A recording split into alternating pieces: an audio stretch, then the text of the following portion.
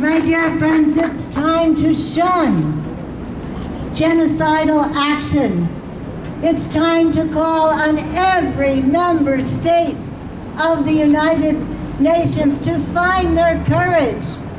Courage is the ability to control your fear, to find their courage and speak up to the General Assembly and the United Nations of all humanity and suspend the nation of Israel from the General Assembly. It's also time to enact the International Court of Justice rulings, which means no more trade with Israel. Open the roadways for humanitarian access. No more weapons for Israel. The United States should abide with its own laws and stop all the weapons. Yes. And so, my friends, we're here today for a program of song, a program of solidarity, a program of renewing friendships, and thank you, each one of you, for coming together today. I would like to now invite the Raging Grannies, with all their good and gracious rage, to come together and sing two songs. Thank you to the Raging Grannies.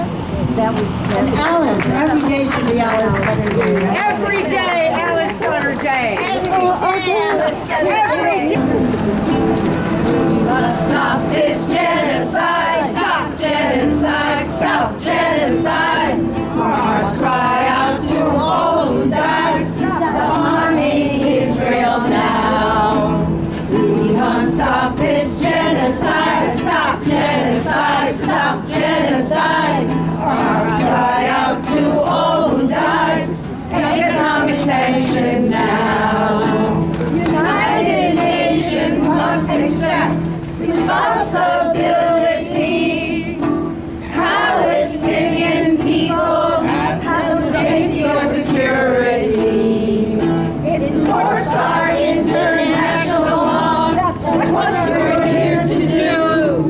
This slaughter can't continue. Action must come from you. We must stop this genocide. Stop genocide. Stop genocide. Our hearts cry out to all who died. Stop harming Israel now. We must stop this genocide. Stop genocide. Stop genocide. Our hearts cry out to all who died. Economic sanctions now.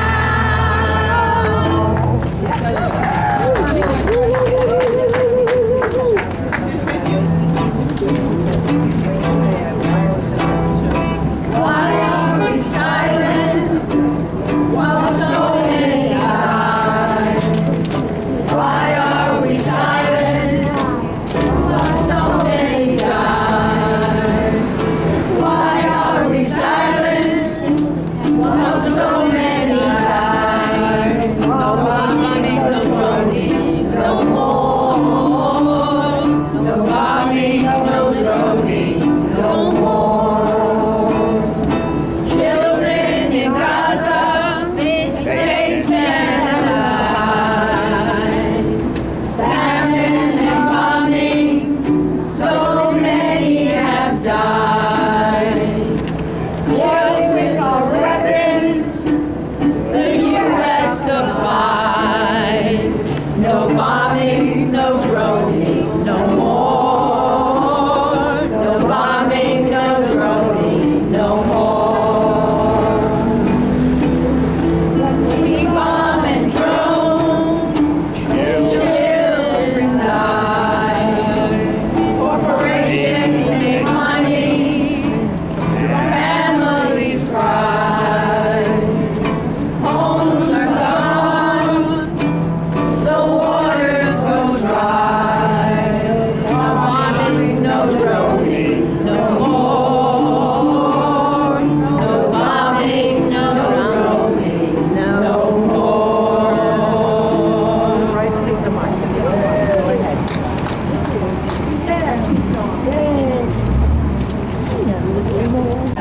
Greetings, everybody. It's good to be here with you all. It's horrible to be here for what we're here. but to be with you all is very heartwarming. This is Suzanne Ross, everybody. Suzanne Ross. She brought her book, her new book that just came out. She has it. It's great. How I Became an Anti-Zionist. So, when October 7th happened, I was in the middle of writing my memoirs, but I dropped the part, everything I was writing, because my heart and my brain told me I had to write this book.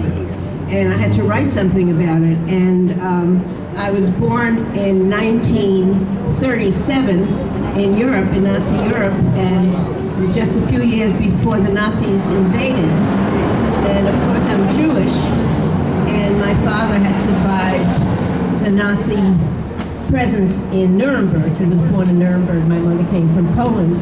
And suddenly we embarked on this trip around the world and ended up in Palestine, in Mozambique, everywhere we could stay, and any country that would take us. And my nuclear family survived, but 2/3 of my extended family was killed, mostly in Auschwitz. So when I think about what's happened, of course the Holocaust and being Jewish was always a big part of my identity. Not that I wasn't many other things. I was primarily, a lot of people never knew I was born in Europe. A lot of people never knew I survived the Holocaust. Most people saw me as an activist in the Mumia movement and C-Space and all the other things that many of you were in all these years. But with the creation of Israel, my family that had not been Zionist, suddenly, magically, in the United States, became Zionist. You know, this is like, there's a composition I wrote, which is in my book, Prefixer. You know, about a year after we came to the United States, suddenly I'm writing things about Zionism.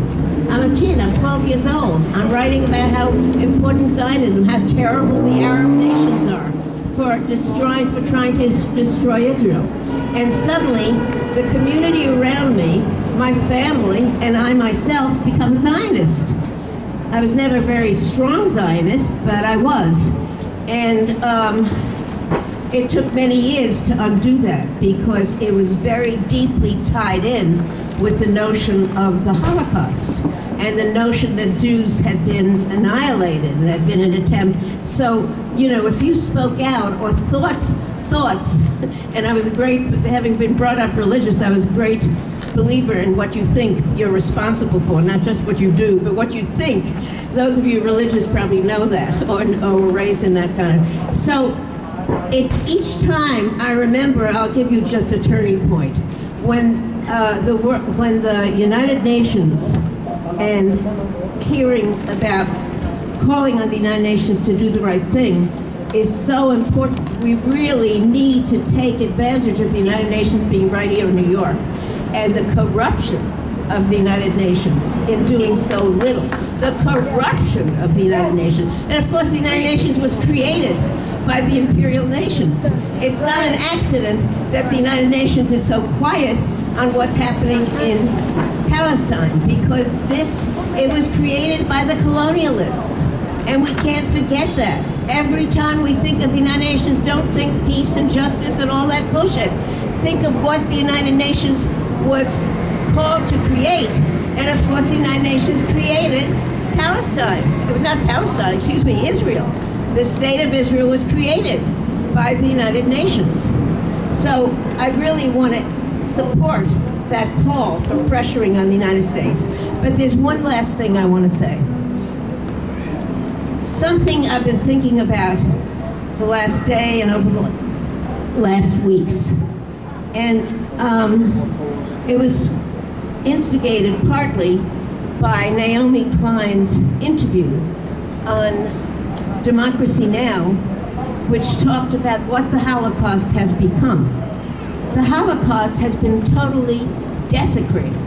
The idea that the Holocaust represents all of us standing against injustice is no longer true in any way. The Holocaust has become this monster that's used to justify the creation of Israel, the creation of Zionism, the killing of the children. Everything is under the rubric of that Nazi Holocaust, which it should not be. I no longer own or take credit in any way, or never really have, as victimhood of the Nazi Holocaust. The Nazi Holocaust has been used to include the genocide against the Palestinian people. Let me repeat, the Nazi Holocaust has been used to justify the genocide of the Palestinian people. Shame. Shame. I say shame for all the people who died in the Nazi Holocaust, my own family, and for the distortions of history that can be created. We cannot allow that history to remain. The Nazi Holocaust is not holy. The Nazi Holocaust was a story of victimhood that was very important, but it's been twisted around, totally twisted around, to genocide, to justify genocide, and to support anything that we do in the name of the Nazi Holocaust. Netanyahu was talking the other day about the difference between today, as they're bombing Lebanon, and the bombing of Kristallnacht. It was the anniversary of Kristallnacht. And he said, the difference between then and now is that we have a state today. What kind of a state do we have? Who has that state? Reactionaries, racists, horrible forces of reaction. We cannot support that kind of memory of the Holocaust. It is not holy to support something that has created Zionism, Israel, and genocide.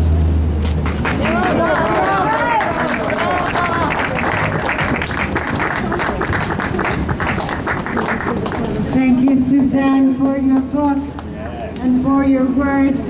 And you know, on the back cover of this book, one of the quotes that Suzanne chose is from a 6-year-old girl, Hind Rajab. And what she said was, "Please come and get me.